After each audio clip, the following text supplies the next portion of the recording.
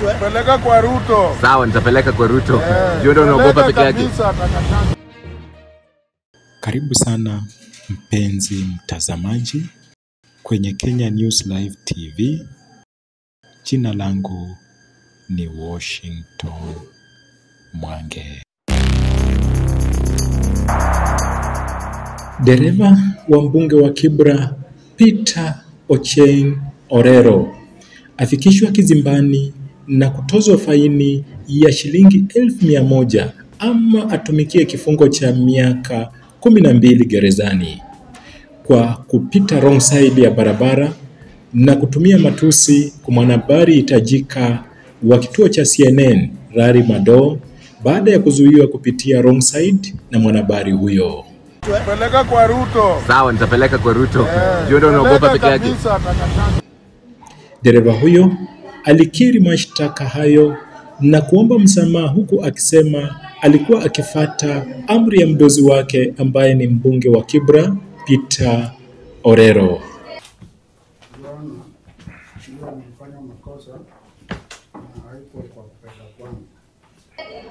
Kwa wakati mmoja anaonekana akiinua mkono kufuta machozi na huku akipanguza na kuinua mkono mara kadhaa ili apewe nafasi ama asikizwe.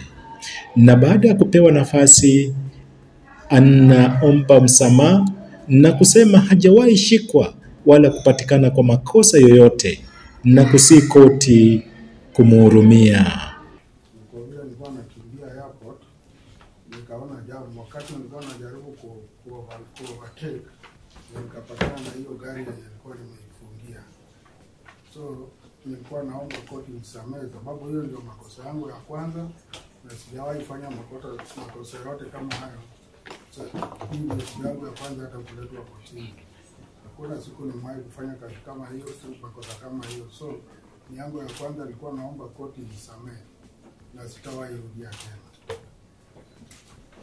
Kiongozi wa koti aliambia koti kuwa kitendo hicho hakiruhusiwi na kuomba jaji kumchukulia hatua kulingana na sheria na kesi hiyo inafuatiliwa kote duniani na kusema awe funzo kwa wengine kama yeye.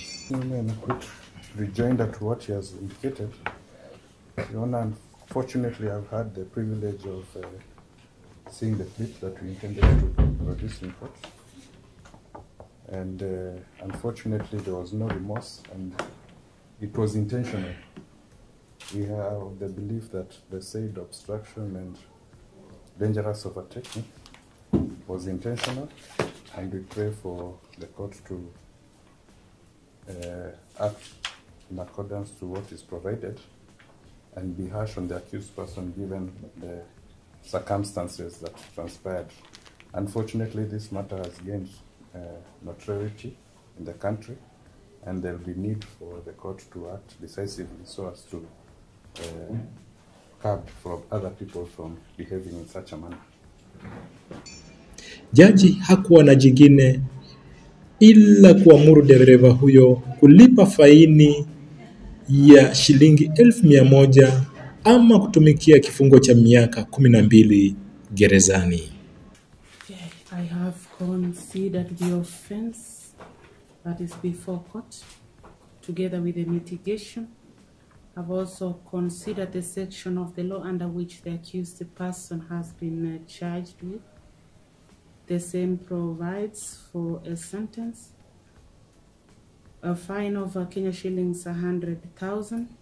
Therefore, I will award that as being the maximum fine under that particular section. You will pay a fine of 100,000 in default to serve 12 months imprisonment. You have 14 days right of appeal if dissatisfied with the order of this court. Tutumie maoni yako kuhusu kesi hii. Unakubaliana na uamuzi wa koti ama dereva ahurumiwe na kuachiliwa huru? Asante sana kwa kuendelea kufuatilia Kenya News Live TV, na iwapo hujasubscribe, naomba ufinye hiyo button hapo chini ya subscribe na utakuwa wa kwanza kupata habari punde inapofanyika. Nikiripotia Kenya News Live TV kutoka kaunti ya Nairobi, jina langu ni Washington Mwange.